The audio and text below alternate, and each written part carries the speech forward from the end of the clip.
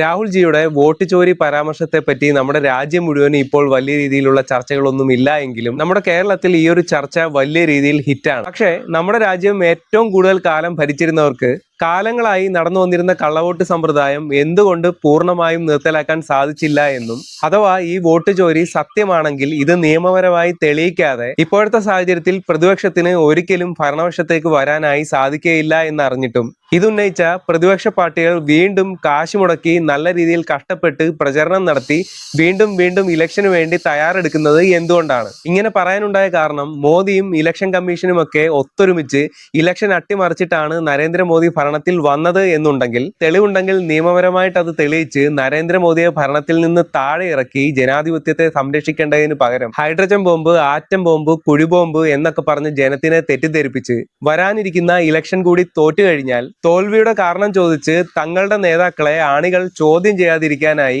മുൻകൂട്ടി വോട്ട് ചോരി എന്ന ആരോപണം ജനങ്ങളുടെ മനസ്സിലേക്ക് അടിച്ചേൽപ്പിക്കുക. എന്നിട്ട് ഇലക്ഷൻ തോറ്റു കഴിയുമ്പോൾ നമ്മൾ ഇപ്പോൾ കാണുന്നത് പോലെ അണികൾ നരേന്ദ്രമോദിയെയും ഇലക്ഷൻ കമ്മീഷനെയും ഒക്കെ സംശയിച്ച് അതാണ് കാരണം എന്ന് പറഞ്ഞ് മറ്റുള്ള പാർട്ടി അണികളുമായി ഇതിന്റെ പേരിൽ തർക്കിച്ച് അങ്ങ് പൊക്കോളും, നേതാക്കൾ സേഫുമാകും. അത് മാത്രമല്ല, ഈ ഒരു ആരോപണം സത്യമാണ്, അതിന് ശക്തമായിട്ടുള്ള തെളിവുണ്ടെങ്കിൽ നമ്മുടെ മാധ്യമങ്ങൾ, പ്രത്യേകിച്ച് കേരള മാധ്യമങ്ങൾ വെറുതെ ഇരിക്കുമെന്ന് ആർക്കെങ്കിലും തോന്നുന്നുണ്ടോ?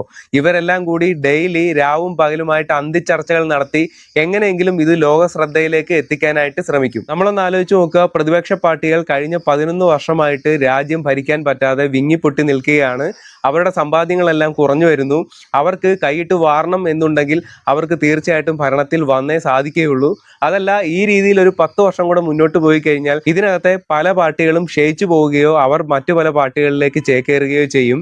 ഇലക്ഷനിൽ മത്സരിച്ച് നരേന്ദ്രമോദിയെ തോൽപ്പിക്കാനാകുന്നില്ല എന്ന ഒറ്റ കാരണത്താൽ സൈബർ ഇടം വഴിയും ജനങ്ങളെ തെറ്റിദ്ധരിപ്പിച്ചും ഈ രാജ്യത്ത് വലിയ രീതിയിലുള്ള അരക്ഷിതാവസ്ഥയാണ് എന്ന് കാണിച്ചുകൊണ്ട് എങ്ങനെയെങ്കിലും ജനങ്ങളെ പാനിക്കാക്കി കുറച്ചുപേരെങ്കിലും വോട്ട് മാറ്റി കുത്തും എന്നുള്ള ഒരു പ്രതീക്ഷയിലാണ് ഈ കാണുന്ന പ്രചരണങ്ങളെല്ലാം നടന്നുകൊണ്ടിരിക്കുന്നത്. അതല്ല എന്നുണ്ടെങ്കിൽ രാജ്യം ഇത്രയും വർഷം ഭരിച്ച പാർട്ടിക്ക് ഈ രാജ്യത്തെ എല്ലാ നിയമങ്ങളും നരേന്ദ്രമോദിയെ താഴെ ഇറക്കാനുള്ള എല്ലാ വഴികളും അറിയാമായിരുന്നിട്ടും ഇത് നിയമപരമായി പോകാതെ വെറും ആരോപണങ്ങൾ മാത്രമായി മുമ്പോട്ട് പോകുന്നത് അവരുടെ കയ്യിൽ ഒന്നുമില്ലാത്തത് കൊണ്ട് തന്നെയാണ്.